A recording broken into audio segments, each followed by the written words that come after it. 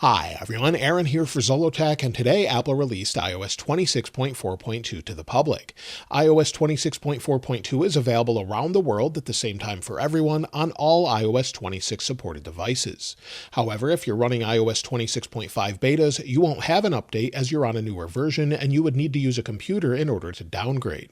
Now, if you're not seeing the update and you want to know how to install it, you can find it by going into your settings, going to General, and then Software Update. If you're still not seeing it, you can pull down to refresh to show it there, or go back into Software Update, and you should see it here. Now, as far as the overall size, I took a screenshot of it. You can see here it came in at 771.8 megabytes on the iPhone 17 Pro and was about the same size as the other devices here, where Apple also released iPadOS 26.4.2, iOS 18.7.8, and iPadOS 18.7.8. Now, as far as what's new, let's go ahead and take a look at the build number, and then we'll talk about what's new. We can find that by going into Settings, going to General, Software Update, give it a second to load, tap on More Details, and then we can tap on the version number here. As you can see, the build number is 23E261. As far as what's new, well, there is no modem update in this version, so no changes to overall connectivity, at least with the modem itself. And when it comes to new features and changes, well, we're at a 0.3 update. So what that means is 26.4.2.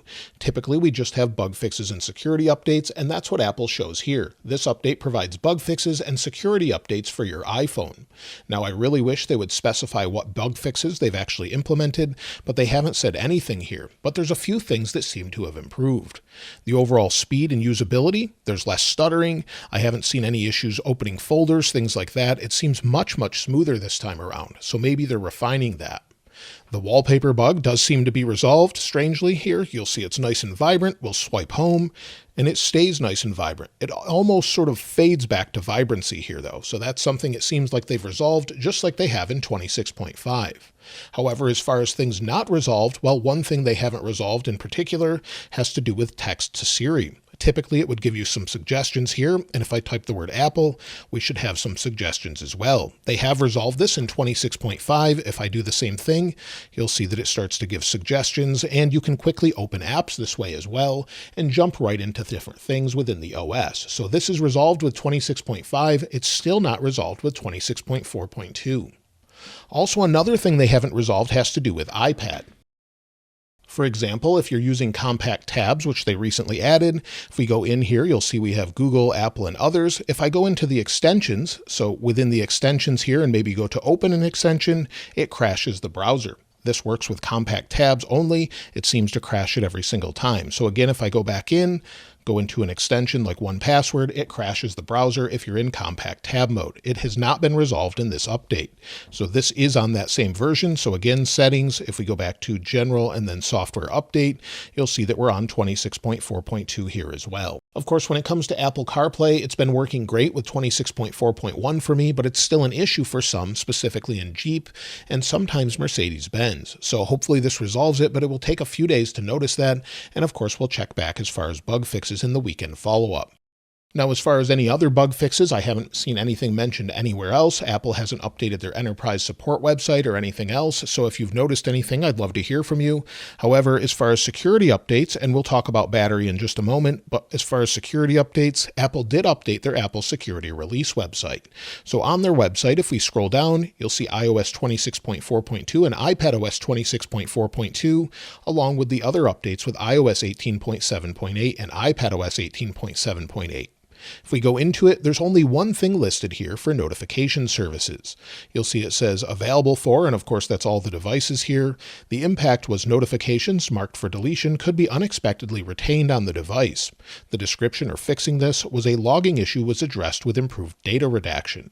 And then we have the CVE number and more information here. It says information about products not manufactured by Apple, and it gives more information about the vendor and the published date as well. So this has been repaired in this update, and of course fixes that vulnerability.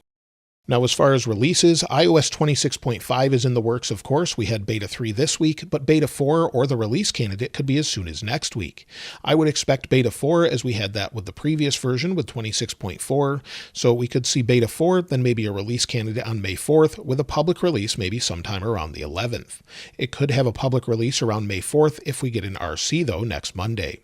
Of course, we're all waiting for iOS 27. We'll see that for the first time on June 8th at WWDC 2026. And of course, hopefully we'll see iOS 27 Beta 1 that day, with betas throughout the summer, public betas in July typically, and then a public release usually around September when the iPhone 18 launches or just before. So that's what we expect as far as releases. I would not expect any major changes until iOS 27 though. If you're wondering if you should install iOS 26.4.2, absolutely. If you're on 26.4.1, it has that security update, so that's critical, as well as bug fixes. Hopefully there's more that we haven't found yet, but hopefully it resolves some issues you were having, especially battery life that we'll talk about in a moment. Of course, like I mentioned already, it's super smooth going into different folders. So far, I've yet to see any stutter here. So it's much faster. If we go to the lock screen, unlock and swipe home, you'll see things are nice and fluid. Going from page to page doesn't seem to stutter, and it looks like they may have finally fixed the stutter or the UI slowdown. So again, we'll have to wait and see. But again, even in the control center, it's nice and smooth. As far as the overall heat, so far it's staying nice and cool. I have it on both the iPhone Air and the 17 Pro, but let's go ahead and run benchmarks and see what it's like when it's about halfway through. Now both are running iOS 26.4.2, and on the iPhone 17 Pro, we're right around 36.7 degrees Celsius. On the iPhone Air, at the same point here, at their hottest point, we're at 40 degrees Celsius or so, which is around what we would expect with both devices. But typically this doesn't show how it handles heat over time, it just gives us a general idea right now.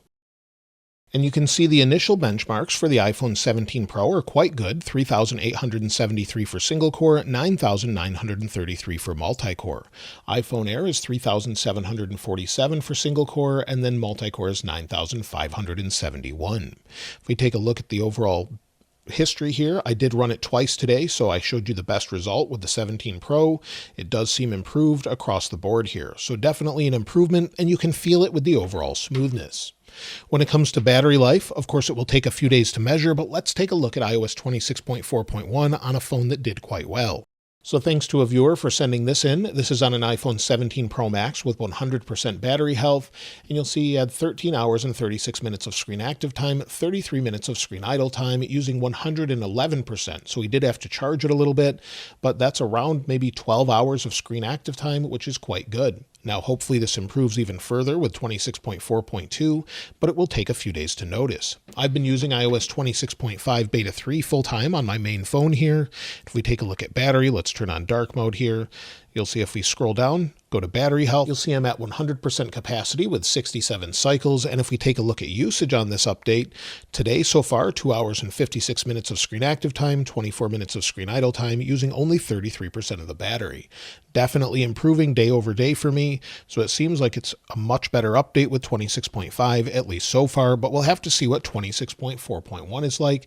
And again, we'll talk about that in a few days with the weekend follow-up video. When it comes to overall storage, let's take a look at that.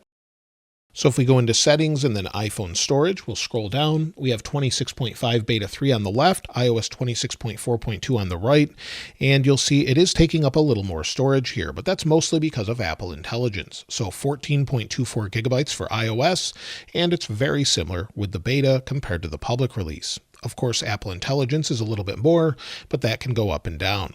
Also, system data can go up and down as needed, so unless this is really high to the point where you can't install apps, I would typically ignore it as it's cache data and more. And so that's everything with iOS 26.4.2. It's not a huge update, but an important bug fix and security update. Let me know how it's going for you in the comments below. And of course, if it was just a security update, they could have pushed this a little bit differently, where we have the new option under privacy and security that we've seen before. So again, if we scroll to the bottom, we have this new background security improvement update, and we're not seeing them use this too much. We've seen them use it about one time. So maybe we'll see more of that in the future, but there's important bug fixes here. Let me know how it's going for you in the comments below, and of course I'll link this wallpaper in the description like I normally do. If you haven't subscribed already though, please subscribe, and if you enjoyed the video, please give it a like. As always, thanks for watching. This is Aaron. I'll see you next time.